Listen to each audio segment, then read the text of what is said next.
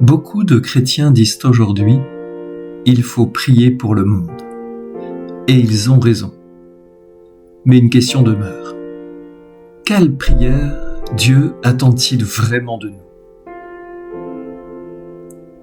Car il existe une prière qui ne change rien et une prière qui peut transformer le monde. Beaucoup de chrétiens aujourd'hui appellent à la prière. Et cet appel est juste. Le monde traverse des tensions, des violences, des inquiétudes profondes. Alors, spontanément, le cœur des croyants se tourne vers Dieu. Mais une question peut surgir en nous. Quelle prière Dieu attend-il vraiment ? Car il existe un danger discret dans les temps troublés.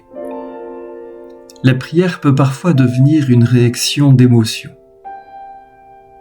La peur, la tristesse, l'angoisse devant ce qui arrive au monde. Ces sentiments ne sont pas mauvais. Ils sont même profondément humains. Mais ils ne suffisent pas. Car la prière chrétienne n'est pas seulement un cri vers Dieu. Elle est aussi une transformation de celui qui prie. Dans l'Évangile, Jésus ne sépare jamais la prière de la vie. Il prie et il agit. Il prie et il guérit. Il prie et il nourrit les foules. Il prie et il pardonne. La prière véritable nous fait entrer dans ce même mouvement. Si je prie pour la paix dans le monde, alors ma première mission est de devenir un artisan de paix. Paix dans mes paroles. Paix dans ma famille. Paix même envers ceux qui me blessent. Si je prie pour les malades, alors peut-être que Dieu m'appelle aussi à visiter les malades.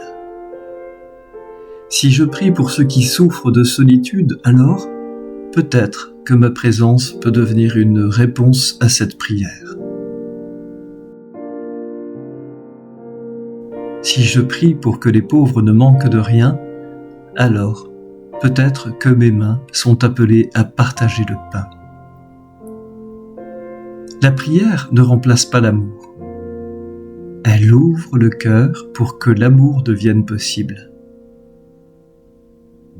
Dans l'Évangile selon Matthieu, Jésus dit « J'avais faim et vous m'avez donné à manger.